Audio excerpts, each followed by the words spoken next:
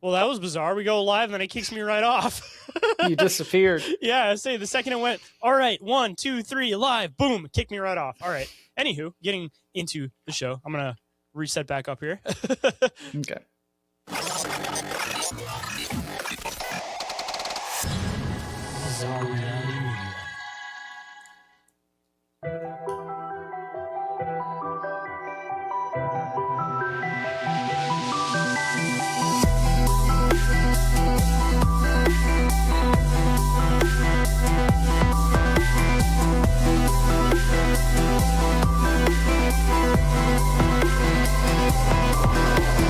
Bizarre Inquiries with Shayn Orin. Welcome, Bizarre Rights and Inquirers, to the very first episode of Bizarre Inquiries for 2026. Welcome back to the shit show. I am the original Shane Squatch that some refer to as Shane Squatch. And alongside me, as usual, I have the big bad Boo Daddy himself, Sir Orin Felix. Yes, Daddy. First one of 2026, I figured I'd bring back the sexual component to it because, you know, everybody loves a little bit of sexuality in their podcast. So if we just add a little splash, maybe it'll catch people's interest. We've got to entice people in the new year. Yeah, with our OnlyFans, our After Dark, and our little bit of a moan in the beginning, you know. Make sure people get excited, make sure they're listening because, you know, it's definitely a good way to make sure people are paying attention when you put just a slight little moan in their ear. Keep them coming back for more, if you know what I'm getting at. I see what you're doing there. Well, anyways, man, as I mentioned, this is our first show back for 2026. The Bizarre Boys are back in action, back for Bizarre Inquiries, because what not a better way to start off the year than this chaotic mess that we got going on over here. But before we get into all of the fascinating topics that we got going on today, I, of course, have to ask, man, how was your holiday? How did everything go with the last couple of weeks, and how have you been, man? Pretty good. Holidays, no complaints. Pretty quiet over here. We don't really have much family, don't have any kids or anything. So like we were talking about on the Christmas episode. At least you had a quiet, peaceful Christmas. But no, got to spend some time with my sister and her husband. They came up here and stayed a few days, so that was nice. And then, me and Jenny got a lot of downtime just to kind of hang out around the house. So, nice little laid-back holiday. What about you guys? And I can't complain. I mean, nice and quiet. I ended up taking off about 2 weeks from the show just to be able to kind of sit back, recenter a little bit, and, not be stressed out over the holidays and stuff. And, it was nice, but I guess it's kind of nice to also be back and feel a little bit refreshed because, after going gung-ho for 4 years, sometimes it's nice to step back. And, I figured we already had the 2 weeks off from this show, so I might as well take 2 weeks off from Inquiries too while I was at it. And it was definitely a well-deserved break, I'd say. As much as I love doing the show, don't get me wrong. No, good for you. I'm glad you took a little break. I mean, I think that's good to kind of reset the batteries. And, we got a lot planned for this new year. So I'm excited to kind of jump back into things. It seems like it's been forever since we've hung out. So, yeah, that's basically all I got. Well, man, I got a lot of new concepts to bring on, stuff that I've been talking about. I think I brought some stuff up on the last Bizarre Inquiries of some of the weird, bizarre rabbit holes that I've been diving into. And, of course, we will have a little bit of a splash of that on this episode. And as we go into the year, I'm going to be bringing up a bunch of different concepts that have kind of been inspired by this new rabbit hole that I've been diving into. So I think we'll also have some new, interesting, kind of obscure things that not a lot of people are going to be talking about for 2026. So I guess with that break, it was kind of nice to be able to recenter and kind of get away from everybody else so that I could think clearly for myself and be able to feel a little bit more re-inspired to be able to write some stuff for shows. So I'm excited for that stuff too. But I guess before we fully get into the show, there was also a shout out that you wanted to give.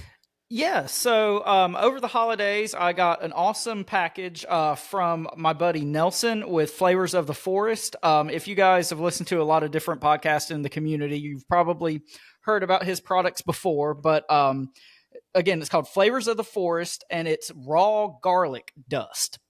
So, like garlic seasoning you put on your food, but he has a lot of different flavors. He's got like an original, a spicy, there's a horseradish, there's like a mushroom flavor. But anyway, he was kind enough to send me one of all the flavors, some super cool artwork on the labels for all of our video watchers right now. It's got a Bigfoot.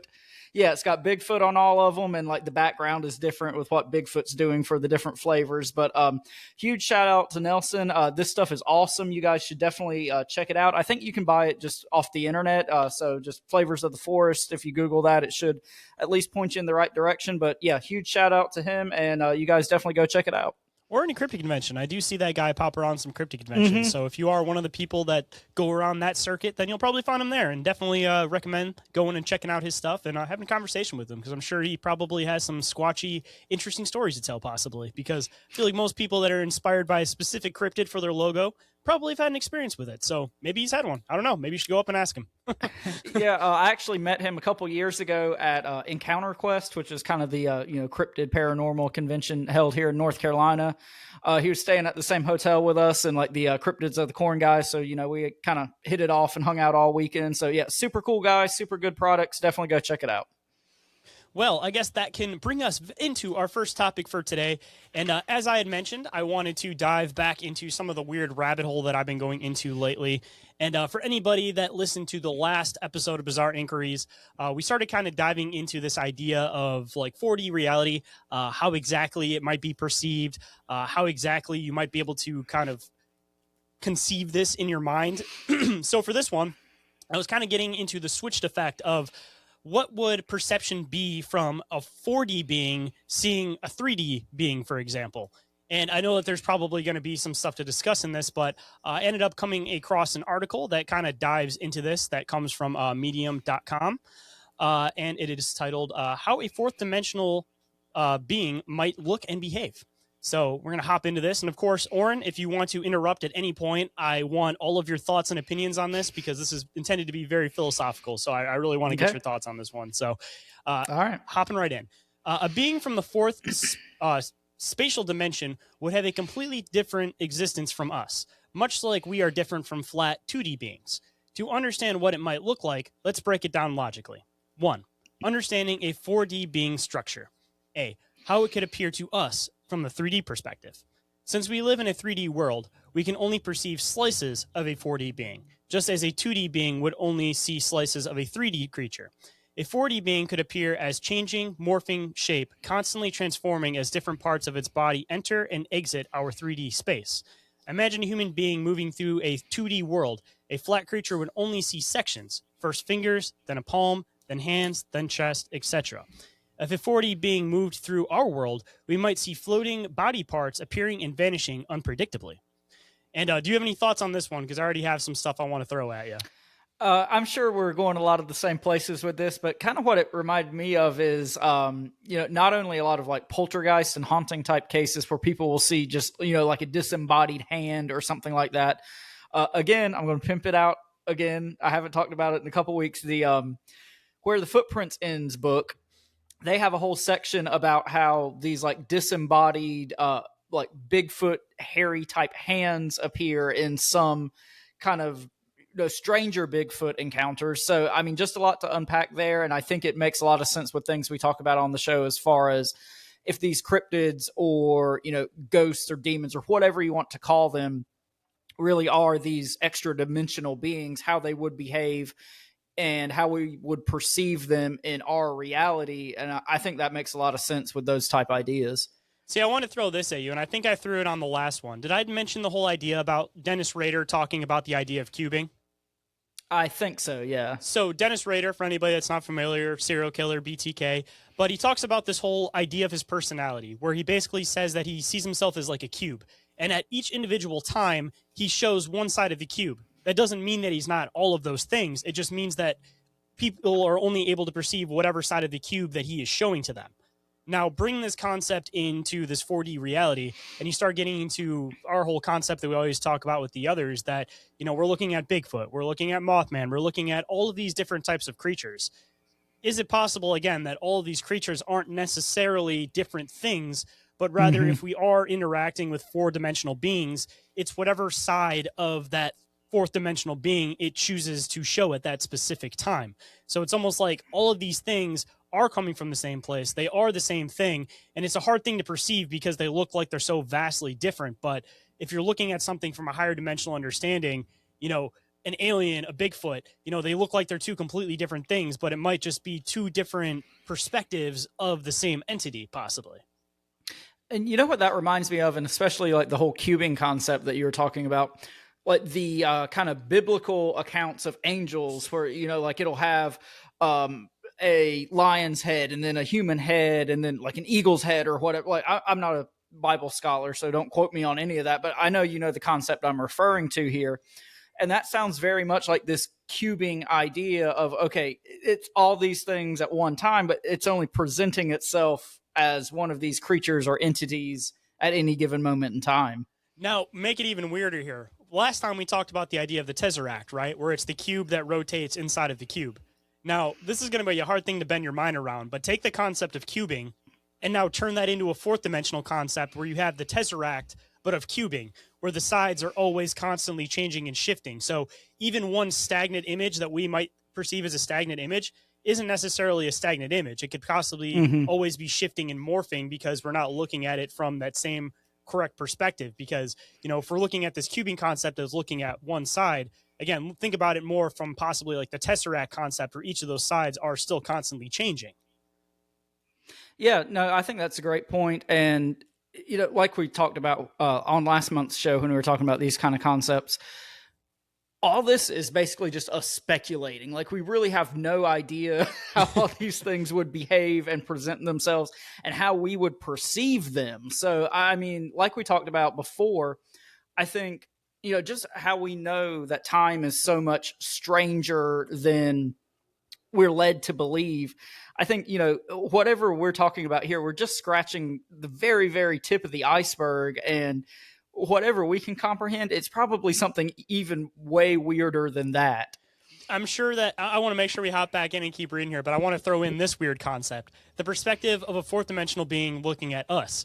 If you consider the factor that the fourth dimension is time itself, so they're able to see and perceive time the same way that we're able to see and perceive length with all of these things, then is it possible that when these fourth dimensional beings are looking at us, they're looking at you, but they're seeing every stage of you all at once? Hard thing to fathom, but if time isn't necessarily linear to them, are they looking at you as an old man and you as a baby all at the same time? But again, hard concept to be able to comprehend from a third dimensional perspective. But if you're a fourth dimensional perspective, that might be with that constant shifting and rotating, and what even DMT entities might possibly be, is a matter of you're viewing something that's beyond time and you're seeing all the perspectives of it throughout time all at once. Yeah, I mean, it goes back to the idea of like kind of Akashic record type stuff where, all this consciousness and whatnot is present in the universe in some degree at all times. And we had talked about how, maybe the fourth dimension, it could be time, but it also could have some sort of consciousness type thing going on there. So I think that's really interesting in light of those conversations that we've previously had. I mean, hopping back in again, but if you're saying that too, I mean, maybe consciousness and time aren't necessarily separate, because your consciousness stays the same all throughout time. So it's just this idea of existing without time, because time to begin with is a human construct. I mean, it's strictly attached to the material world in any way, shape, or form. I mean, even within the material world, man, you get into that flow state of doing something and time becomes intangible at that point. So even our perspective of time becomes intangible when you're in the right circumstances. Yeah, absolutely. But yeah, hopping back in. B, 4D creatures would have a hyper body. Just like a cube is made of squares, ironic that I was using that analogy, a tesseract 4D cube is made of cubes. A 4D being's body could consist of multiple connecting 3D sections that we can't fully comprehend. It might have a shadow that isn't normal, since it exists in 4D. Its shadow could be a full 3D shape.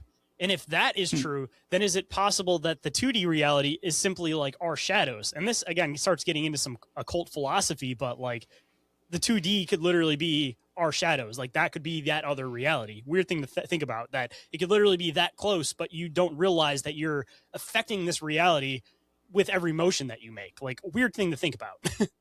Yeah, definitely. Any other thoughts before I hop into the next section? No, I think I'm good. Okay. 2, special abilities of 4D beings. Since they exist in a space beyond our own, they could perform actions that seem impossible to us. A, seeing inside objects, as we were mentioning again on that last episode. A 4D being could see inside and behind all 3D objects simultaneously without needing to open or move them. It could be like how we could see all of the 2D drawings at once, but the 2D character can't. So exactly kind of what we were saying and talking about on the last episode, ironically. B, moving in and out of locked spaces.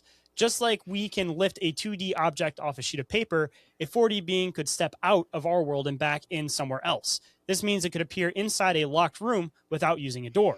And this even gets into, I think we were mentioning it on the last episode, right, with the Philadelphia experiment, about the whole idea of if you go into this 4D reality, the laws of physics as we know them don't necessarily work. So they talk about this, like being able to see the inside of things. So in that 4D perspective, you know, you're seeing the inside and the outside of things all at once. So if you come back in and shift over, you have the Philadelphia experiment thing where people get fused into objects because they went from a 4D into a 3D reality.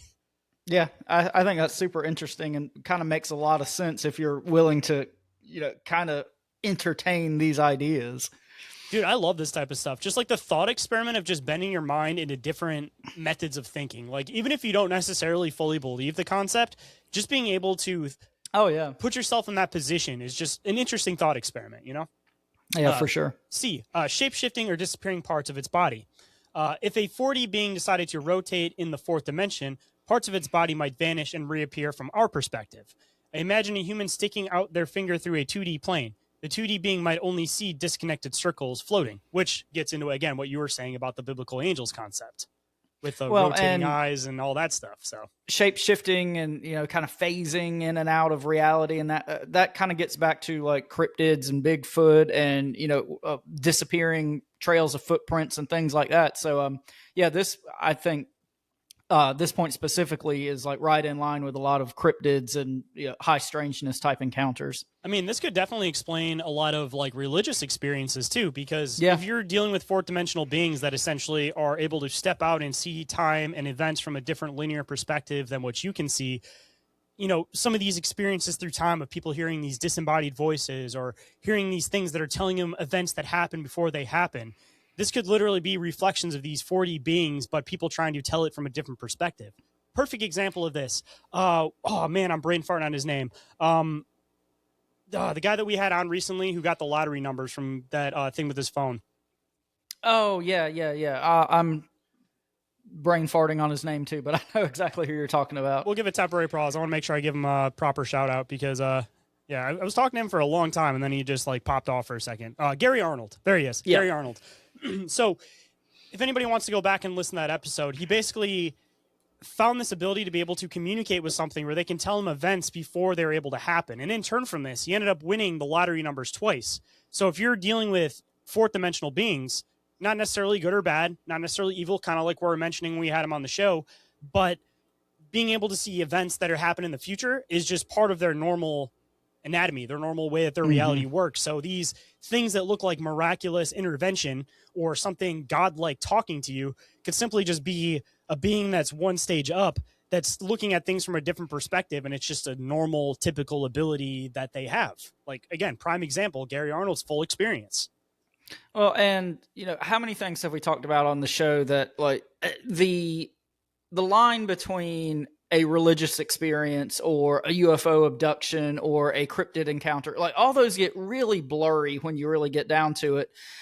So, you know, I think the fact that you brought up religious experiences specifically kind of ties right into this. And when you're dealing with these, like you said, ultra terrestrials or extra dimensional beings, I mean, one person's angel is another person's demon, like we always say, but I mean, just par for the course with what we talk about all the time.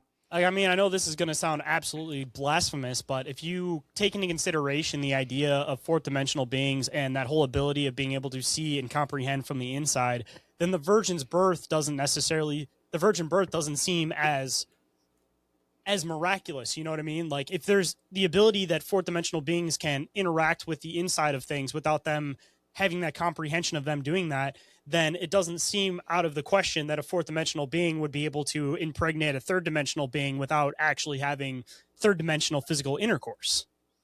Well, and like I've said many, many times, you know, a lot of these old Bible stories, especially the virgin birth, Noah, Jonah and the whale, anything like that. A lot of these, if you just change one word, it becomes like an alien encounter. Like the virgin birth, change one word, and then that's a UFO encounter.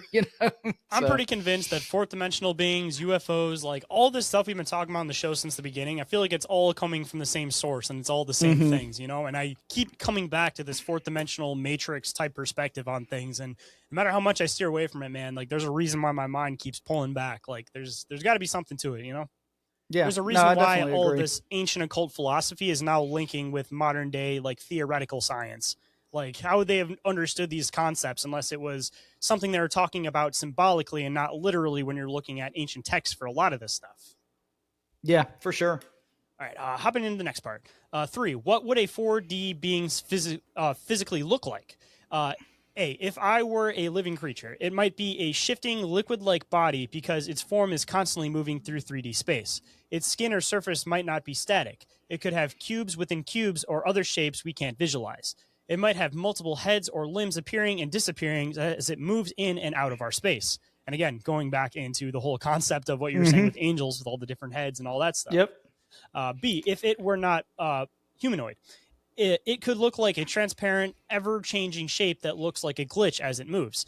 It might appear to be floating because it doesn't need to obey gravity in 3D. It could extend extra limbs or shrink at will because it could control higher dimensional movements. That's just a weird thing to think about and even fathom in the first place, that, Sasquatch going in and out, if it's a fourth dimensional being, might literally just be a matter of it just like shifting the way that its arm sits or something, for example, but we're perceiving this thing as like a humanoid Sasquatch, but it could literally be the arm of an interdimensional being, Well, and the whole like phasing and all that reminds me a lot of like the whole pixelated like predator type things that a lot of people report with Bigfoot type encounters as well. And then when you bring in that perspective too, I mean, you got to also consider the fact that shadow people might be two-dimensional beings, and that's all they ever were. It's not a matter of what we're saying that they're a higher dimensional being that we can't perceive properly. It might be that they're simply just exactly as we perceive them, a two-dimensional being. Yeah. That comes into a third dimensional reality trying to possibly understand it, Like, this is going to sound weird, but, if we possibly have DMT experiences that take us into the 4D reality temporarily, and people talk about experiences of these 4D beings being like, why are you here? Like, you're not supposed to be here. Think about that from a different perspective. What if like these two-dimensional beings are like, smoking some type of natural herb or doing something, and they're getting blasted into third dimensional reality, and they're just like, whoa, where the hell are we? And we're just sitting at the end of our beds like, holy crap, a shadow person. Yeah, I mean, I don't have a whole lot to add on that one, but yeah, I think the whole shadow person thing is like very interesting in light of this whole concept, because like you said, we've talked about, are these things some extra dimensional thing that we just can't perceive properly? And I think, a lot of these points, that still could be what's going on there, It's just from a different perspective. It's not a higher dimensional, it's a lower dimensional, and it's just literally a 2D being. Yeah. Weird thing to think about. 4, what would it interact, or how would it interact with humans? A 4D being might appear as a ghostly or divine figure because its unnatural abilities, as we were mentioning. It might be able to reach inside a human's body without cutting it open, simply by moving in the fourth dimension, as we we're kind of talking about, possibly with the virgin birth. If I wanted to manipulate an object, it could pick it up in 4D space, making it seem to disappear, which maybe even possibly going into some of the fairy stuff like we always talk about on the show. Yeah, that gets into a lot of like poltergeist type stuff as well. Yeah, like literally even Kevin's experience from Where the Weird Ones Are, where he basically like walked between two trees and felt like he shifted in between to a different place. Like, it's like a reality that exists within a reality, but it's like a flat pocket of reality. You know what I mean? Because I don't think that it would be possible for a third dimensional being to go into a fourth dimensional space, but maybe it's possible for a fourth dimensional being to create a three-dimensional space to have three-dimensional beings come into, because assumably the way that they say is you can manipulate and create the dimension that's below you. So if we can manipulate 2D reality, then assumably 4D beings can manipulate 3D reality. So some of these pocket dimensions that you go into where the fairies are, all these things, if they're fourth dimensional beings, that might literally be just a pocket created to trap three-dimensional beings because they wouldn't be able to take them to four-dimensional space. Yeah, and again, I mean, if these are higher dimensional beings, things that are just, easy, commonplace, everyday stuff to them would appear like absolutely miraculous and magical to us. So, I mean, I think a lot of that probably just gets down to perspective, and we're again trying to make a crazy, outlandish, undescribable thing make sense in our puny little human brains. Well, they say the macro mirrors the micro. So if you're looking at it from that perspective, I mean, it might be as simple as in 2D reality, we can draw a stick figure and then trap them in a box and make a little circle. Like, broaden that out to a broader perspective. It might be that simple. If you have a three-dimensional being, you just make a box, and your reality's version of simply making a drawing of a box square, and now you have them trapped in a pocket reality. Like, weird thing to think about, but yeah, for sure. All right, kind of wrapping this up, getting into the last section here. What if we became four-dimensional beings? If humans gained access to the fourth dimension, we would experience reality very differently. We would see every part of a room at once, including inside drawers. We could grab objects inside sealed boxes without opening them. We could disappear and reappear in different places. Our bodies might not be fixed. Parts could change shape or extend in ways we couldn't understand. A 4D being in our world would be shifting incomprehensibly. I knew I was going to fuck up eventually here. It's a matter of it being on incomprehensible, right? Incomprehensibly? There it is. Incomprehensible entity, appearing and disappearing unpredictably. It would have abilities that seem like magic, but that are simply natural in four spatial dimensions. Yeah. Any thoughts on that one? No, not really. I mean, kind of just what I've been saying before. I think all of this really makes a lot of sense, especially when we talk about like poltergeists and hauntings and things like that. Again, a lot of connections to other cryptids and high strangeness type encounters, but I think this really, really goes a long way in explaining quote unquote, ghosts and hauntings and things like that. Well, let me expand this a little bit more here. So they're talking about this whole thing about how a three-dimensional being might be able to be in four-dimensional space. I don't think that, again, that would be fully possible. But that being said, I feel like it might theoretically be possible that you could kind of perceive in one and still exist in another one. Good way of explaining that, psychedelics, as I was kind of mentioning a bit earlier.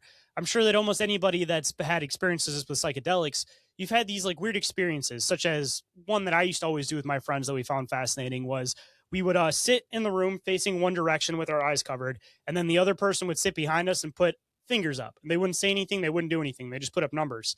And the other person would be able to feel the environment and guess the numbers. And you're right, like a good 80 to 90% of the time. So if your awareness can be in the fourth dimensional space where you're able to basically see through things like how people kind of describe on some psychedelic experiences, is it possible that we are potentially tapping into this fourth dimensional space? And this could even be what, like astral projection is, what, some of the stuff that the government's working on as far as trying to remove the quote astral self from the physical self to be able to perceive these other places. It's a matter of like, again, you can exist in two places at once, but getting into even some weird stuff with like astral travel, you can't cut that silver cord because as soon as you cut that silver cord, you're not existing in the two places at once anymore. And then you can't function properly and you essentially get trapped in one of those places. Yeah, I think it's interesting you brought up the whole like hallucinogenics and DMT and things like that because, yeah, especially like, with Aaron Rodgers and ayahuasca and all that.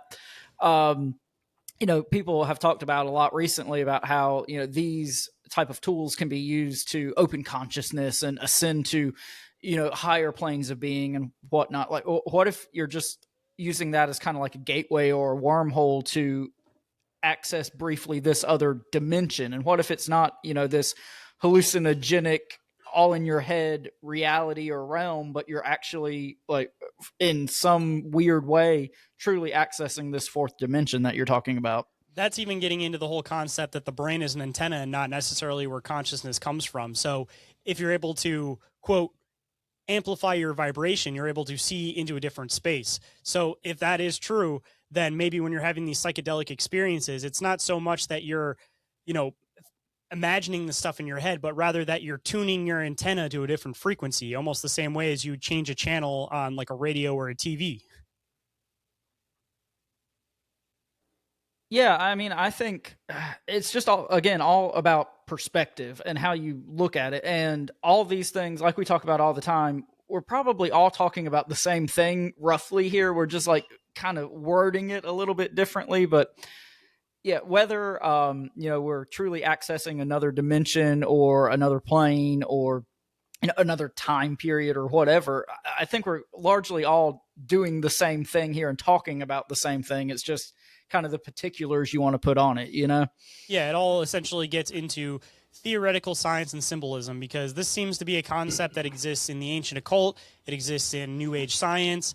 Like there's clearly something to it. It's just a matter of, again, as most things we talk about on the show, different perspectives of the same concept. Yeah, for sure.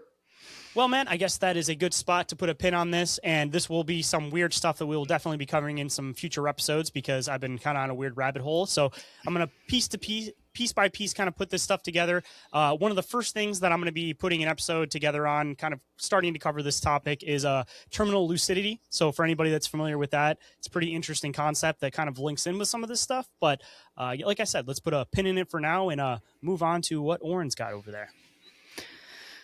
Okay, so I know we kind of talked about Stranger Things a little bit. Sorry. Oh, sorry, I was trying I to messed get it up. the sound to go. Okay, but anyway, like I said, I know we kind of talked about some Stranger Things related stuff last month, but I thought in light of the finale dropping a few days ago and this whole conformity gate theory that's been going around the internet with Stranger Things, that we'd touch on one more kind of Stranger Things adjacent topic, and this one also happens to be in my backyard pretty much. So everything weird happens in North Carolina. They say Ohio, but I think it's North Carolina, man. Yeah, I mean, North Carolina is not one of those states that a lot of people think about for like high strangeness, but if you dig a little bit below the surface, there's quite a few weird things. But Isn't that the point, though? They don't want you to look too much, because if you look too much, you're going to know that there's something weird about the area. They got to hide it under the surface, it's diversion. Everybody look at Ohio. Everybody look over here. But all right, Shane, unless you've got anything else, I'll go ahead and jump into this article. Hop right in, sir. All right, so this comes from the Chatham News and Record, and the title of the article is, "Does a secretive underground Pittsburgh facility serve as inspiration for the Stranger Things lab?" All right. At first glance, Big Hole Road appears to be an ordinary, dusty country road, the kind of dead-end street a wrong turn might lead you down if you're lost in Pittsburgh. But if that wrong turn takes you further down Big Hole Road, you might notice that some of the houses along the road seem a little out of place, mismatched and clashing in a world of homeowners associations and uniform suburbia. You might also wonder why the road is empty, despite it being the middle of the day. The lure of this place, though, doesn't lie along the road, but at the end of it, where you'll be met with an empty guard box, a warning sign in blaring red font, and a tall barbed wire gate adorned with the AT&T logo. Dig a little deeper, 7 stories deep even, and you might find a giant secretive underground bunker that stretches somewhere below the site's 191 acres of property. You might need a pretty big shovel. You want me to keep on going? Yeah, you can keep going, man. All right, just jump in whenever you want to. For sure. All right, so like Nancy Wheeler, one of the characters in the wildly popular Netflix show Stranger Things, I'm an intern at a local paper trying to get a start in the world of journalism. Unlike Nancy Wheeler, though, my editors actually gave me the chance to explore stories. Stranger Things is the creative brainchild of identical twins Matt and Ross Duffer, who were born and raised in Durham, North Carolina. If you pay careful attention through the show's 4 seasons, the Duffer brothers have hidden North Carolina Easter eggs throughout the entire show, including the layout of the show's fictional town of Hawkins, Indiana, with identical streets to Durham like Curly and Cornwallis, bodies of water named Jordan Lake and Eno River, and a direct reference to Durham in season 4. I'm going to hop in already right here. Sorry. Yeah, go ahead. So I want to hop in at the fact that Netflix, if you really dive into Netflix, they got some weird stuff going on, being that they're one of the ones that usually pushes like the weird kid stuff, but that's beyond the point. It seems like Netflix is one of those companies that kind of helps to control and push a narrative, meaning that, they dropped the Jimmy Savile documentary and it seemed like they controlled the narrative away from, putting anything linking to the royal family. Like they kind of pushed it all onto him. I recently watched a documentary called The Program, and it started diving into the whole idea of like mind control and all the stuff they were doing to the kids at Ivy Ridge and everything. And it started talking about the people that run it. And it was kind of dancing around these like occult concepts that, it's run by this Mason group. The literal group is called WASP, which gets into the whole like hive mentality of things. But again, they kind of dance over all of this shit. So I'm pretty convinced that Netflix is one of those companies that's trying to take a concept and kind of control the narrative on it. So I think that it's totally plausible that within Stranger Things, obviously there's a lot of conspiracies that are kind of mixed and hidden within this. And we talk about all the time on the show that they'll purposely do this so that people will associate those conspiracies with fictional concepts. Yeah. So if you're including these real world Easter eggs, you're subconsciously already laying this stuff into people's minds that it's a fictional concept while you're also normalizing the concept at the same time. So again, I don't think it's out of the range of possibilities that they're using exact maps, exact locations, all of this stuff and hiding it in the mental subconscious and then saying, oh, it's this location. It's like mental subversion and controlling a narrative, Well, and I think we talked about this a little bit on last month's episode when we were talking about Stranger Things type stuff. But, just this idea that a lot of the kind of cultural perception has shifted away from, kind of flesh and blood little green men coming down in their nuts and bolts spaceships to this kind of more extra dimensional, ultra terrestrial type idea. And, in the same way that the sci-fi movies of like the 40s and 50s and 60s kind of popularized the idea of little green men and spacemen and things like that, maybe, things like Stranger Things are kind of paving the way for people to be able to more readily accept these ideas of like other dimensions and wormholes and kind of, again, going back to what we were just talking about in your article, these kind of extra dimensional situations and entities and locations. I mean, you got to have a backup plan just in case everything gets out, because I mean, you're dealing with stuff like, even like they show in Stranger Things, there's always these possibilities that if you open something, you might not be able to close it. So, if somebody has no idea of how to fathom something, it's going to be a lot harder than if somebody kind of has an idea of what something is. Like, think about simply the idea of even alien abduction, simply that if somebody has no idea in their mind culturally anything about what an extraterrestrial is, and they just get abducted by this thing and taken and then thrown back, imagine like their mental perception versus somebody that already has the archetype of the extraterrestrial in their mind. Like, at least they can rationalize it to something, even if it is something that's out of the normal, spectrum of rationalization. Yeah. And again, if we're trying to kind of shift public perception away from those kind of more quote unquote outdated ideas and into this more ultra terrestrial alternate dimension type things, everybody's seen Stranger Things. Like, as soon as something weird like that popped up, they'd be, oh, it's the fucking upside down. That would be people's kind of first go-to thing if anything like this ever did happen. And another weird thing to think about, have you really like dived into like the Rosicrucians or anything? Are there like philosophy behind like, so if you dive into this thing with like Francis Bacon from Footloose? Yeah, from Footloose. No, from the whole thing about the whole conspiracy with Shakespeare, that the whole intention was that they were trying to. We talked about this on an episode not so long ago. Yeah, that they were trying to basically like bring up the intelligence level, so to speak, of the general population. So this is already a thing within like occult societies, that it's like you don't want people to be too smart, but you want them to at least be up to date with the basic concepts.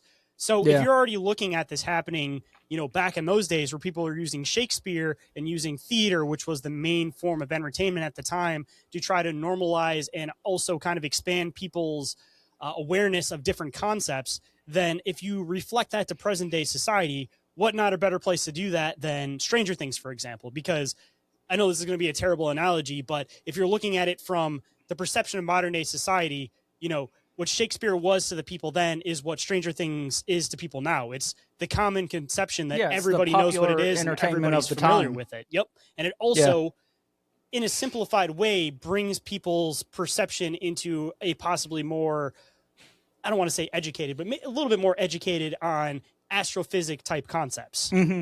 Or at least willing to kind of entertain those ideas. Yeah, you're just throwing it into the general population, essentially, so that people at least have it in the back of their minds. Yeah, for sure. All right, so jumping back in. The brothers have confirmed many of these details as being influenced by their childhood, but have provided little information on the inspiration behind Hawkins' lab, the creepy government building at the center of the plot. That's where this assignment on Big Hole, an underground facility located in Chatham County, comes in. Named after the not-so-subtle 75-foot hole dug in the ground during its construction, it is rumored to be several stories deep, while atop its grassy surface sits a few oddly shaped buildings, huge security cameras, and antenna. The entirety of the facility is surrounded by a barbed wire fence and no trespassing signs. The site dates back to the 1960s when AT&T built 5 central facilities as part of the Project Office's program. Within this confidential program, AT&T built and maintained several structurally sound facilities along the east coast of the United States in the mid-20th century for an ongoing non-public project. In addition to Big Hole, those facilities were also constructed inside various northeastern mountains. I think that's kind of interesting. Isn't that also in a weird way like symbolism for possibly like the same concepts as in Stranger Things? So they call it Project Office's program, which goes to pop. So then you have pop and black hole. So aren't those both kind of like subconsciously kind of referencing somewhat of the same thing? The idea of like popping in and out of reality, like the whole concept of like portals, but subconsciously. Well, and Dr. Brenner, the guy who's in charge of the lab in the show, they refer to him as Papa, which, I mean, that might be a bit of a stretch, but... Dude, it's symbolism, though. Like, it's subconsciously putting this type of stuff in your mind. Because, again, like, anytime you look at any of these organizations, you have to look for what it simplifies down to, because there's usually meaning within that. Anybody that, like... Honestly, most people that make an organization name, if you're trying to make it where it's like a phonetic word, you do that first and then you figure out the characters after. Yeah. So if it's pop and it spells out pop, like there was intention that it was made the word pop. Yeah, no, I think that's a really good point, and I hadn't thought about the whole Papa connection until you just said that. Yep, that's what I'm saying, man. Trying to control the narrative and put it in the subconscious. All right, so AT&T has never disclosed the purpose of these bases, besides a vague assertion of communications. But according to a 2008 Raleigh News and Observer article, the sites were originally intended as nuclear bunkers for government and military officials during the height of the Cold War. So for Big Papa. So Pop could also be Papa, like they're the big dog, their big brother. Because it's AT&T. With the rise of the nuclear age in the 60s, the federal government contracted with AT&T to run classified communications networks at secret sites around the country. Project Offices was one such classified program. The 5 facilities were linked by a troposcatter radio system so that government officials inside one site could still communicate with the other 4 facilities and maintain a skeletal national system for continuity of government in case of a nuclear attack. The most publicly known COG facility is the Greenbrier Bunker, a presidential relocation facility in West Virginia that now lies under a luxurious hotel after being exposed in a 1992 article and decommissioned, leaving little evidence behind, except for a telephone switchboard with the words Chatham and Hagerstown on it, linking it to Big Hole and the project office in Hagerstown, Maryland. You got anything, or you want me to keep going? No, you can keep going. Okay. But even among the specialized project offices, Chatham County sticks out like a sore thumb. The location for the other 4 facilities, which are all Washington, D.C. adjacent, are more logical. The Chatham County facility makes the least sense. It's all the way in the remote woods of North Carolina, removed from the other 4 neighboring project offices. So what makes Big Hole so special? In a year 2000 Indie Week piece about the site, former Pittsburgh mayor and former AT&T employee Chuck Deviney, I think is how it would be pronounced, had this to say about his time at Big Hole. Quote, "I wiped it all out of my head. When I went out the door, I never looked back." End quote. Reached over email, current mayor Cindy Perry didn't offer much more. Quote, "I don't know any details about the Big Hole," she wrote. AT&T media contacts did not respond to Indy requests for comment. Rebecca Castleman, an assistant professor of English and comparative literature at Columbia University, grew up in Chatham County and published a scholarly article called Big Hole, Excavating Intimate Histories of a Nuclear Homefront. She said it's the site's very remoteness that may have given it a leg up as a nuclear bunker for military or government officials. Its distance from DC might have been seen as an advantage in certain nuclear scenarios, Castleman said over the phone. I think the real question to ask is, why is there a direct line to the Chatham station from the Greenbrier Hotel? Who would the president need to communicate with at Chatham? If you're befuddled by the site's history, its present-day state guarantees still more questions. The facility was rumored to close in 2008, but it's unclear whether it's still active. When I visited this week, I noticed that the pavement was fresh and the grass had been mowed. Validating my suspicions, longtime Chatham resident Daniel Fields says Big Hole Road has remained surprisingly busy over the years, despite its apparent abandonment. Quote, I've seen people there over the years, turning down that road or turning out of it. Trucks working on the lines right near there, Fields said. Matt Phillips, one of Fields' childhood friends who lived in the South Chapel Hill, Chatham County area, says he recalls his friends growing says he recalls his friend group's growing curiosity around Big Hole and the mismatched homes along the road. Quote, you know, when you go to a mini golf course and stuff is obviously fake and kind of weird proportioned, Phillips said, very similar energy. So I'm going to jump in right here. That kind of, to me, sounds reminiscent of, like the White Sands testing facility and like when they made kind of like fake towns and stuff for not only the people who were working on the nuclear bomb to live in, but also when they tested it to see, what kind of effect it would have on actual people and homes and things of that nature. So that might be a bit of a stretch there. It's just what popped into my head when I originally read that portion. You know what? I was trying to think about why the location might be in that specific place. So I was trying to look at what things might be relatively close. So I started looking into the Green Bank Telescope, which is this fucking ridiculously huge telescope that's in North Carolina. And that's about 5 hours from there. But as I'm looking at the map, correct me if I'm wrong, I don't know where exactly Anchorage, Tennessee is, but they have that hydrogen particle collider there that they literally say they're intending to basically open up portals into other places. And it doesn't it's appear like baby CERN pretty much. Yeah, and it doesn't appear that Big Hole might be that far from northern Tennessee, at least looking at it on the map here. I'm trying to see how far it is exactly from there, but yeah, it doesn't seem like it might be that far. So maybe that might be somewhat of the connection, is that, maybe it might be this kind of in-between location between all of these different satellite type things they have set up to possibly make communication with things from other places. Because I don't know, it kind of seems like they kind of have all of these different things all over on that coast. They have the giant telescope that's supposed to constantly be blasting signals over there. They have the hydrogen particle collider over there. And I feel like there's a lot more stuff hidden over there. So maybe it's a center point for these other strange operations that they kind of have going on. So when I get done with the article, I'm going to get a little bit into some other things that are in this general area. So this is about an hour or so from where I'm at. So I don't know exactly where the particle collider in Tennessee is, but I would assume it's probably 4 or 5 hours from this location. So not super duper close. But anyway, you got anything else before I jump back in? No, I'm just trying to find the location, but yeah, you go ahead. Okay. In the Indie Week article about Big Hole 2 decades ago, local residents told the paper that they witnessed unexplainable phenomenon at the facility over the years. This is pretty interesting, I thought. Like an isolated dark cloud and sporadic lightning over the site on an otherwise sunny day.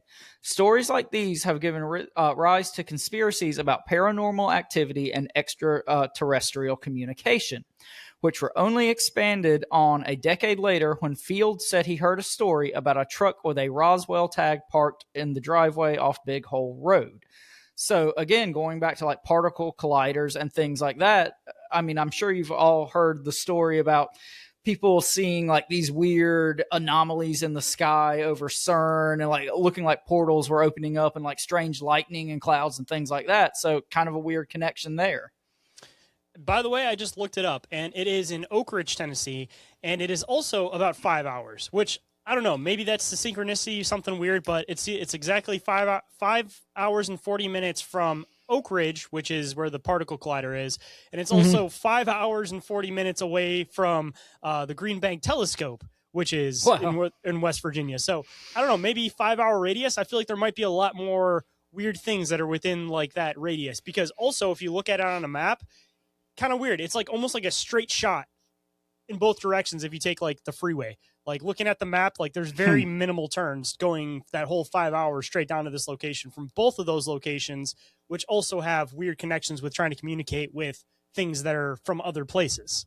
Because clearly there's a communication aspect to this, because also AT&T is involved. That's what I was going to say. I mean, maybe they're saying the quiet part out loud. It's a communications facility, but the locations and the time and all that, that's at least a really weird connection and synchronicity kind of. Right? Especially that they both hopped into my mind and they're almost the same exact distance from each other. Like the super weird, dude. That's wild. And literally, if I show you on the map, it's like a straight shot both ways. Like it's weird.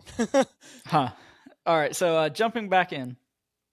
As teenagers in 2008, Phillips and his friends would often stop by Big Hole Road on their way to or from lunch at Allen and Sons Barbecue. These visits normally included gawking at the barbed wire fence, though one day, he says, they pulled up in a friend's Subaru hatchback, barbecue in hand, to an open gate.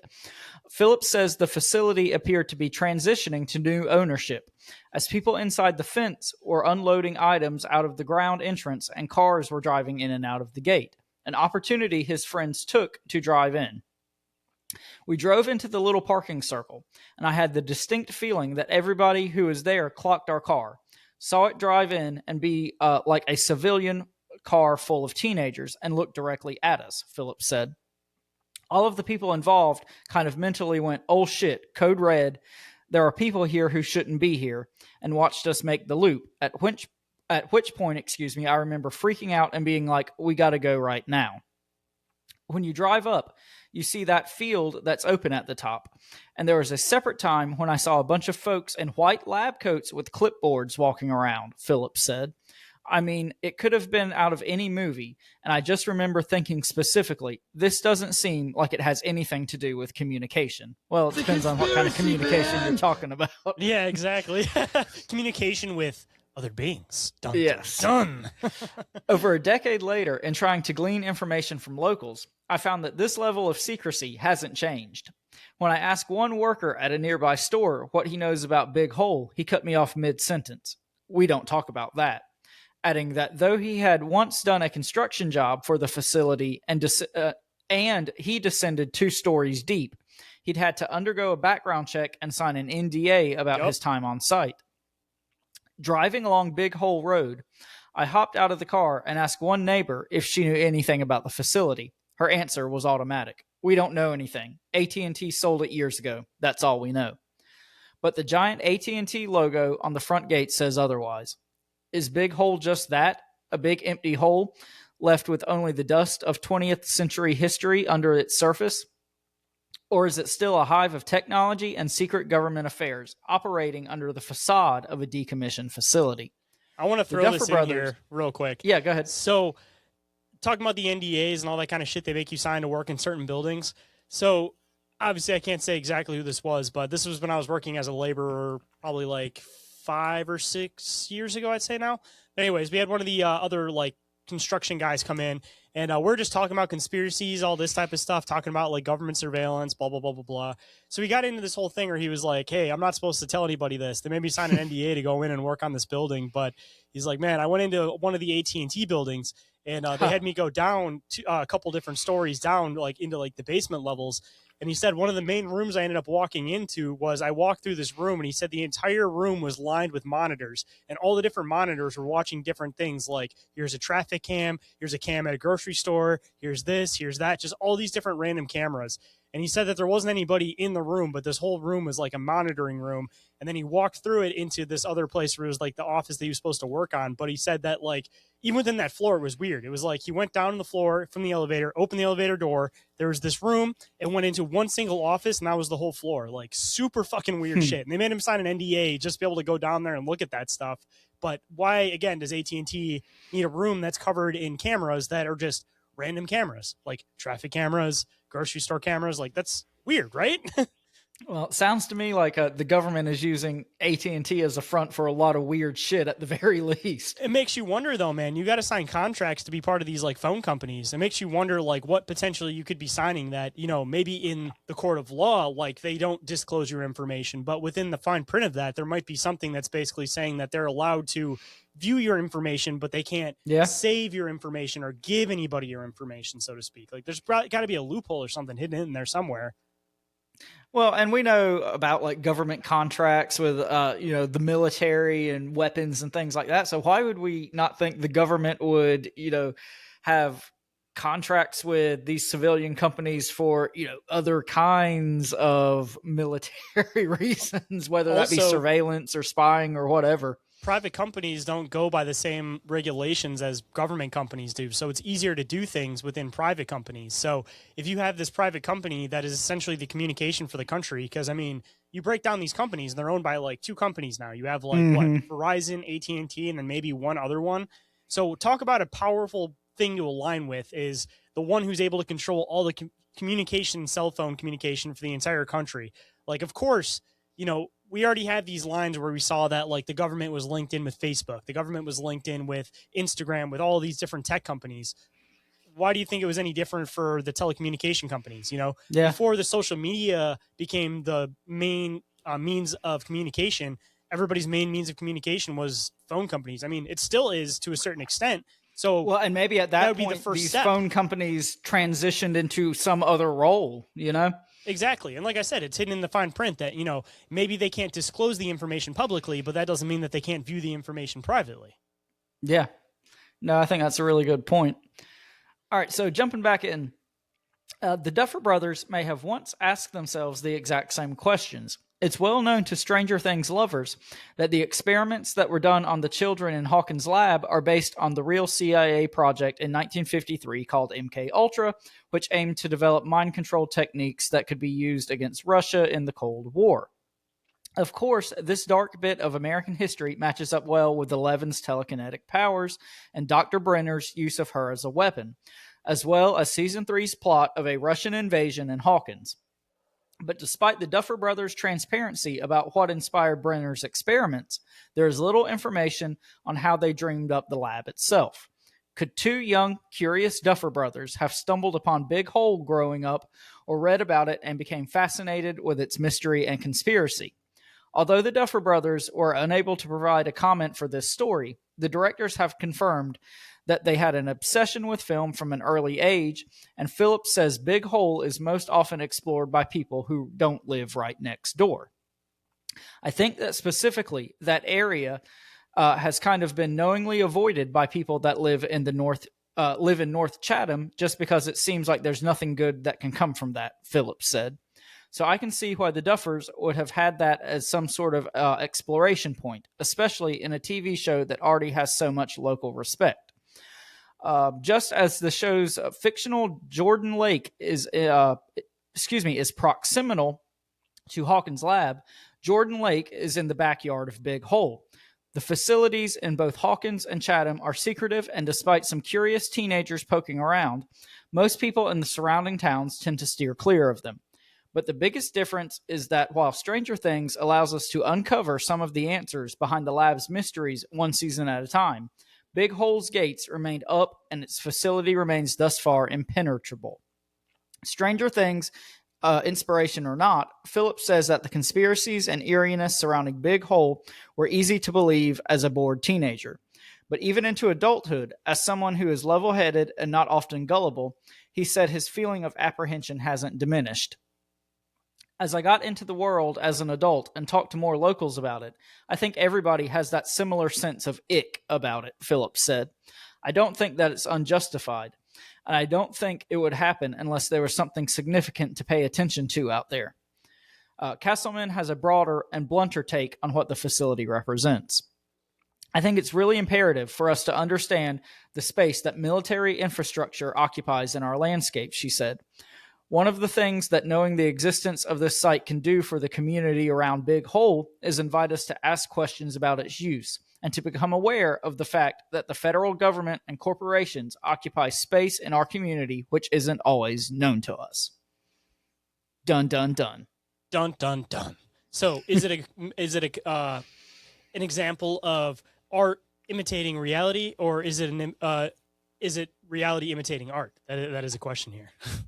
Well, I mean, we know how much the Duffers drew inspiration for like the Project Montauk and Philadelphia Experiment, MK Ultra, and things like that. So, I mean, I think it makes a lot of sense that these two kind of weirdo kids who grew up, right down the road from this place would use this as inspiration, at the very least, and kind of put Easter eggs and hints to it in the show. I mean, I think that just makes too much sense for it not to be the case, Or are they tapping into the collective subconscious where, because they've been diving into these ideas, they may not realize it, but they might be portraying things that are linked to this concept because it's like, trying to keep a secret that eventually that secret's going to want its way out. So if you start diving into that secret, you may not realize it, but you may be starting to unveil part of the secret just through symbols without even consciously realizing it. I mean, that could be an example with this. I mean, could it be Netflix controlling a narrative, or could it be simply that they were inspired by something and they're unveiling a message without realizing that they are? Hey, like we always say, two things can be true at the same time. But I do have a few closing thoughts and comments about this before we move on to our next article. So this Big Hole Road, this whole facility, like we said in the article, it's located in Chatham County, North Carolina. This is the same county that the Devil's Tramping Ground, which we've talked about several times on the show, is located in. So it's about 30 minutes away. So I thought that was kind of a weird connection. You talked about all the weird things like 5 hours away. Well, this is basically right in its backyard. And, that's kind of a spot that's known for high strangeness and possible extraterrestrial visitation and portals and things like that.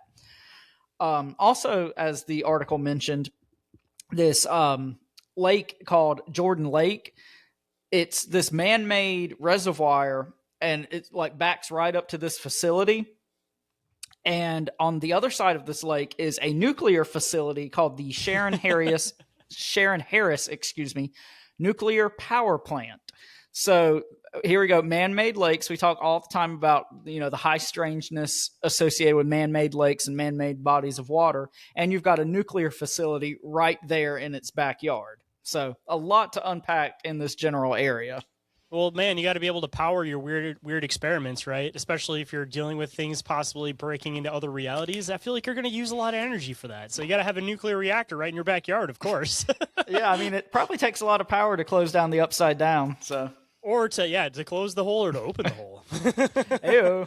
Heyo. But that's all I got on this one. And if you don't have anything else to add, well, I guess with that we will move on to the next topic here. So considering, again, as I mentioned in the beginning, that this is our first show for 2026, what not a more relevant time to do some 2026 predictions from, Nostradamus himself. I don't think that there's any explanation needed for who Nostradamus is. If you're listening to this show, you've probably at least heard the name before. So let's hop into some of his predictions for 2026. Right. As 2026 begins, followers of Nostradamus have revealed a new set of grim prophecies linked to the year. Born Michael de Nostradamus was a French astronomer and physician who lived in the 1500s and predicted some of the modern day help me out, Orin. Apocal, there it is, apocal moments, such as Adolf Hitler's rise to power, the September 11th attacks, and the COVID-19 pandemic. He is best known for his book Les Prophéties, The Prophecies, published in 1555, which contains 942 poetic quatrains that are widely interpreted for global events. Although Nostradamus' original text lacks significant dates, conspiracy theories claim the 26 quadrants of his work directly correspond to the events of 2026. In 2025, Nostradamus predicted an end to a conflict between Russia and Ukraine, an asteroid collision with Earth, natural disasters in Brazil, and another outbreak of ancient plague. So I'm already going to throw in the fact of Russia versus Ukraine. That one's already pretty interesting. The asteroid colliding with Earth. Let's just break that one apart. That sounds like a ridiculous concept, but we've talked about this thing before, I think, with some of these predictions about there also being these other split events that might actually shift into other realities. So what if that asteroid collision with Earth could have literally been Atlas 31. That's but what I in was this thinking when you projected said that. reality, Yep. it didn't actually collide. But he predicted in his reality or whatever line that he was on that maybe it did collide. Yeah, no, as soon as you read that, the whole 31 Atlas or whatever it's called, that's the first thing that popped into my head. Like, it's just too specific. So, yeah, that's a weird connection for sure. And then also they talk about this ancient plague. I mean, measles is starting to pop back up. I Yeah. don't know if that'd be considered, but that's also maybe Hey, close to something damn that's enough, an right? old plague, talking about a matter of language. So natural disasters in Brazil, is there any that you could possibly think of? Or anything that might be closely related to that? Nothing's popping into my head automatically. Do you have something? No, I don't. That's why I was just thinking if there Okay. might have been something that may have been close to that or happened in South America. I'm sure that there was something. It's just a matter of I'm not following Brazilian news like that, but I'm sure there's probably something we could relate to it. But moving on to 2026 predictions. Popular world figure dying. As per Nostradamus' vague writings, a popular figure might be struck down by a thunderbolt, as cited in the 26th version of Century 1. The great man will be struck down in the day by a thunderbolt. Those in tune with Nostradamus' writing believe that he is referring to an assassination of a prominent male figure or perhaps a political coup that could shake a political regime. And also, I'm going to throw in there the fact that Nostradamus talks a lot in symbols. So you may hear the great man will be struck down by a thunderbolt. I don't think that's going to be literally like a thunderbolt, but yes, like they were saying, maybe some type of assassination. And we've already seen a lot of stuff happening towards Trump. So, maybe this is foreshadowing something here. Yeah, and not to get too political, but we just had that whole thing a few days ago that happened in South America. I'm not going to say too much, but yeah, kind of a weird way to get the year started off, right? Well, we'll get into that because I might actually link with one of these as we get a little bit farther in here. So, blood flowing. In one of Nostradamus' more geographical specific verses linked in 2026, the prophet warns that the Swiss region of Ticino will overflow with blood, following an act of favor. Because of the favor that the city will show, the Ticino will overflow with blood, reads the French first translated into English. Ticino is an Italian-speaking region located in southernmost Switzerland, which is famous for its serene lakes and glaciers. Though traditionally neutral, the 16th century stance was fueled conspiracy theories of another European conflict, potentially involving tensions with the neighboring nations of Italy. In the early hours of Thursday, January 1st, a devastating fire destroyed a bar in the luxury ski resort of Crans Mountain, Switzerland, located approximately 167 kilometers from Ticino. Which dozens feared dead and 100 injured. The incident has already sparked various claims of the conspiracy theorists linking the blaze to the prophecy.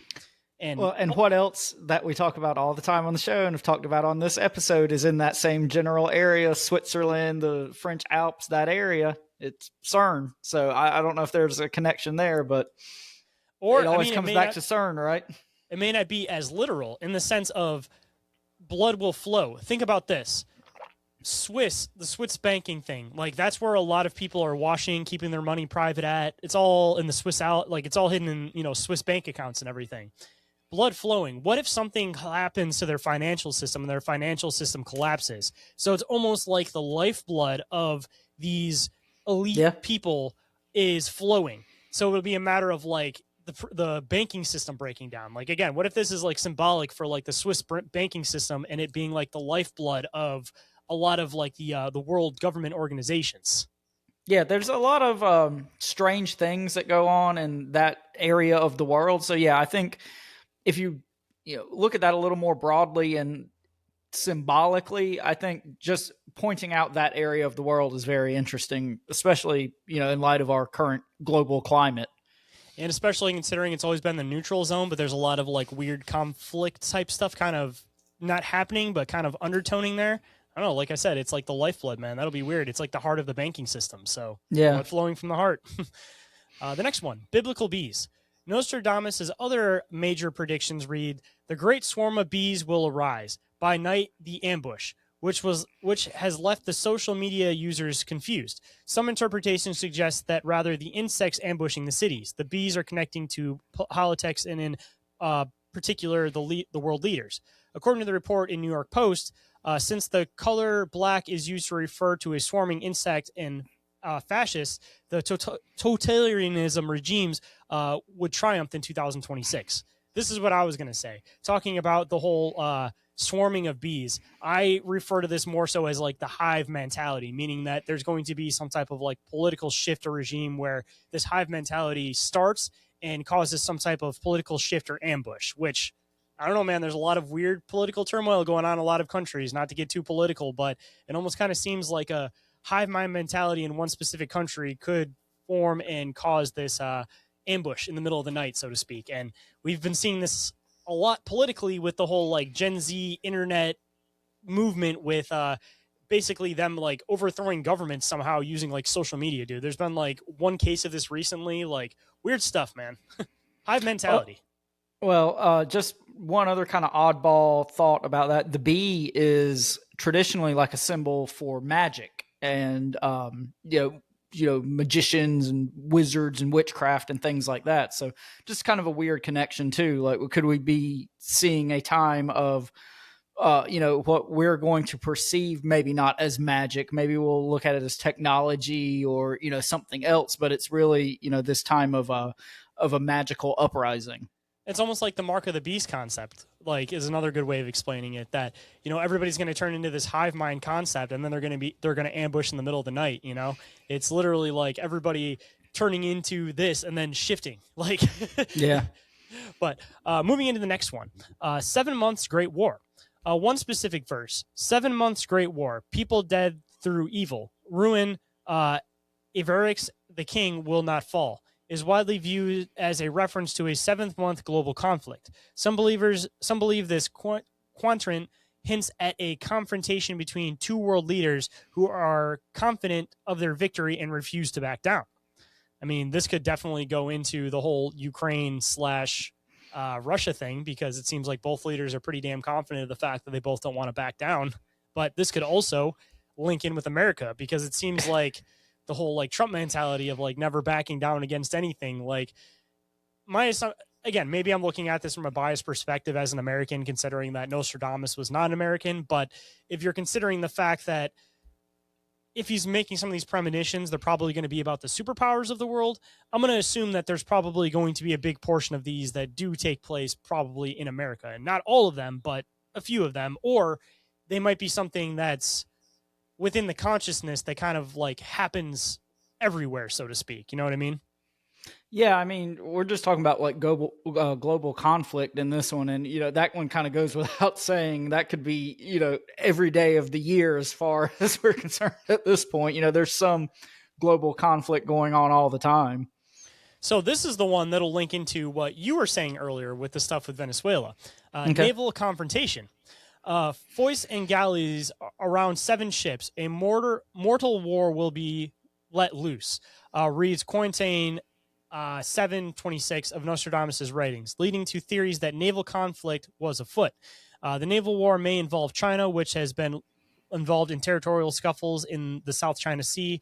China, Taiwan, Vietnam, Malaysia, Brunei, Indonesia, and the Philippines could be the 7 ships mentioned in the prophecy.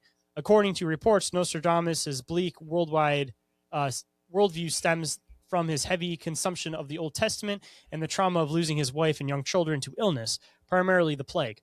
Unable to save his loved ones, Nostradamus sought solace in predicting doom and gloom that may befall humanity. So, of course, they have to put a little tiny smear in there at the end. But, I mean, going into the whole, like, 7 ships, 7 nations, I mean, this could possibly be that everybody's talking about this whole World War III concept. And I definitely think that if we talk about a concept enough, it gets put into, I guess you could say, like the mental forefront of everybody's minds. But if you're looking at it from maybe that perspective, maybe this whole thing in Venezuela could spark some type of war that happens between 7 different nations. I mean, that could be one of the many different things that supposedly start a World War III, because just like World War II, World War I, it wasn't one specific event. It was an amassing of multiple events, but every country has a different perspective on what that initial event was that brought them into that fold. So, I definitely think that there's a possibility that the whole thing with Ukraine, the whole thing that's happening in the Middle East, and the whole thing that's happening with the U.S. and Venezuela, that's already 6 right there, if you think about it that way, could maybe even split into a world war that starts with 7 nations. So maybe it's a matter of, we're already at 6 now. If one more nation gets involved in some type of a conflict, maybe that could be the seven ships. Something to think about. Totally oddball, but something I just thought about while you were reading that. What prominent Detroit resident has a very popular song that Seven Nations is part of? The White Stripes.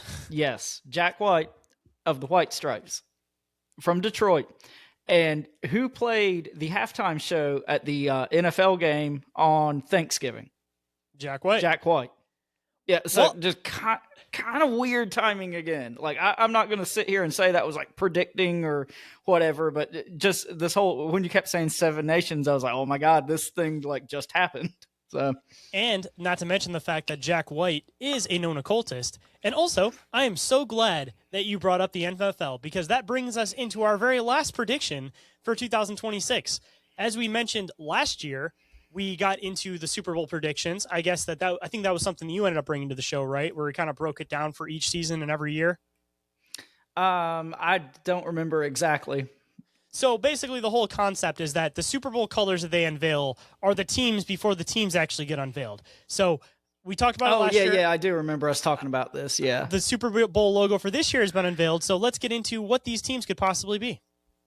This year's Super Bowl logo will tell us exactly who is playing in the big game. In each of the last 4 years, the two teams that make the Super Bowl have had their primary colors featured in the Super Bowl logo. So the NFL decided to throw us for a loop this year by adding multiple colors to the Super Bowl logo. But I still think I see it. If you zoom in on the left side of the logo, there is a distinct blue and yellow pattern that looks very familiar. That's because it's the same color scheme as the Los Angeles Chargers. And if you look at the other side of the logo, there is a distinct green and yellow pattern that I'm sure we all recognize, because those are the colors of the Green Bay Packers. Which means, according to the logo, this year's Super Bowl will be between the Chargers and the Packers. What are your thoughts on the Super Bowl logo conspiracy prediction? What do you think, man? You think there's any validity to it this year? I'm not an NFL fan, so I don't really watch what's going on with the teams, but do you think there's something to it?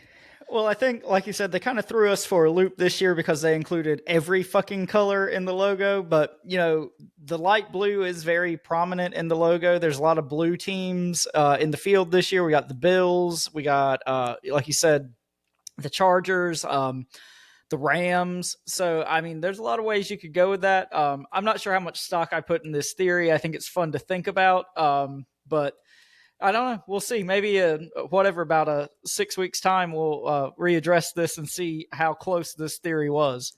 Yeah, I'm curious if it's close or not, because it's one of those things that it's like, all right, are they aware of the fact of who's already going to win? Because we've already talked about this a million times on the show about the whole conspiracy of sports betting, how all of this stuff's rigged. They already know everything before it's about to happen. Or is it a matter of like, they put in colors and the collective consciousness puts thought into this, and then they find the colors that find the team. You know what I mean? Like, they have different colors within the logos, right? So if this team would have won, there would have been these two colors that somebody would have pointed out. And if this team would have won, there would have been these two different colors. So it's like a matter of perspective, like after the fact. You know what I mean? Yeah, it could totally be one of those things where you can find patterns in anything that you want to find patterns in. And I think for the logos that it's basically only like two colors in them, like that's a lot more substantial, I feel like, than this logo that has, 8 different colors. Like any team in the field, you can find a color in this year's logo. So maybe people were, kind of wise to the scheme, and so they switched it up this year. That's what I was going to say. Maybe it's a matter of like signaling to like other people that are sports betting. You know what I mean? Yeah. Like, here's the teams to bet on, and you hide it within the logo. But now the conspiracy community is caught on to this shit. So they're like, fuck, we can't make it that obvious anymore. So this year they mix it up, trying to hide the symbolism within. But I definitely think that it could definitely be a signal to the people that are in control of sports betting, basically saying like, all right, ahead of time, these are the two to vote for. Yeah. These are the two to put money on, So it's like, all you have to do is put out the logo, and anybody that's in the know already knows. You don't have to put out the bat signal, so to speak. Well, the logo is released months and months in advance when, the odds are going to be vastly different than when you get down to the playoffs and these teams are involved. So, yeah, I think that's at least something really fun to think about.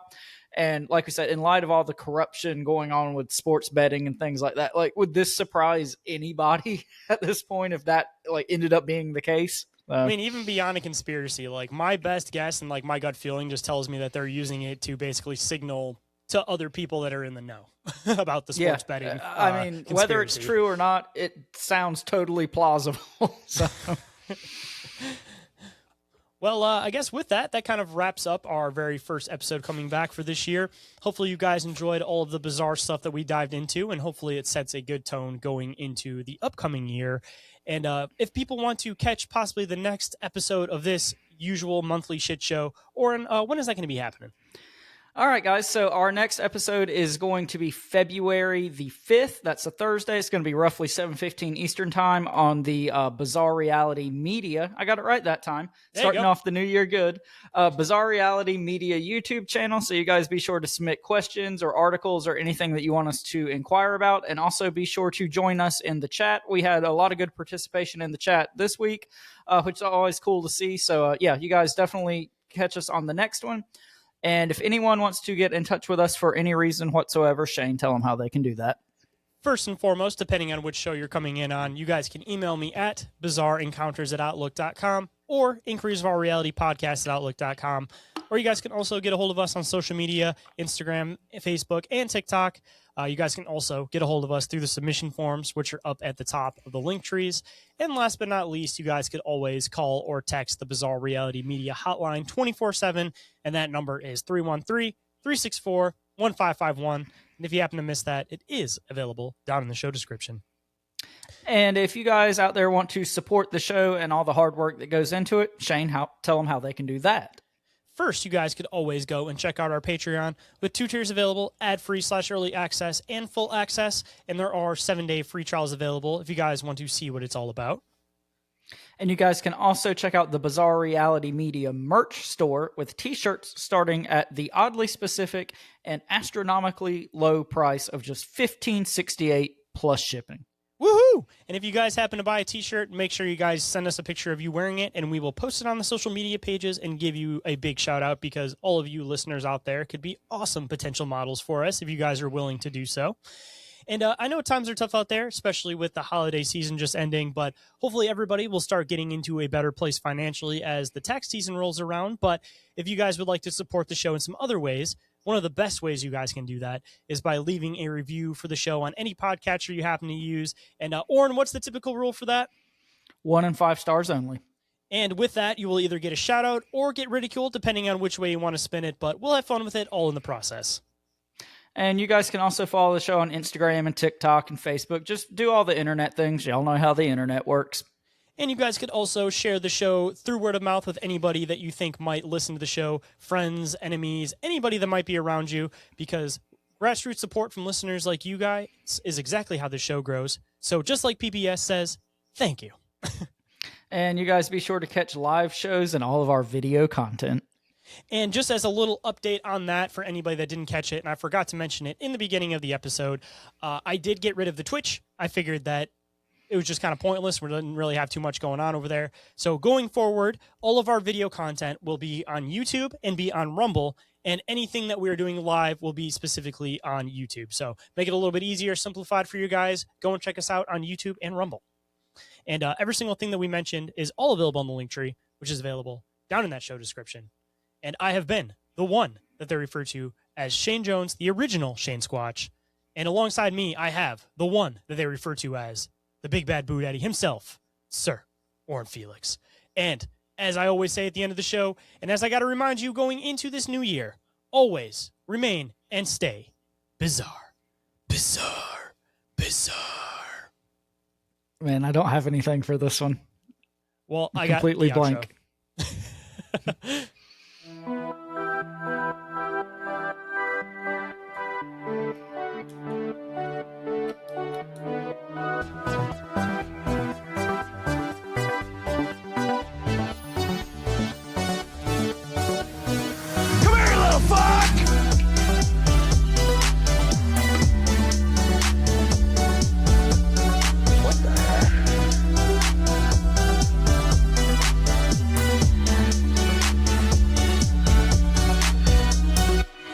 It's a conspiracy, man!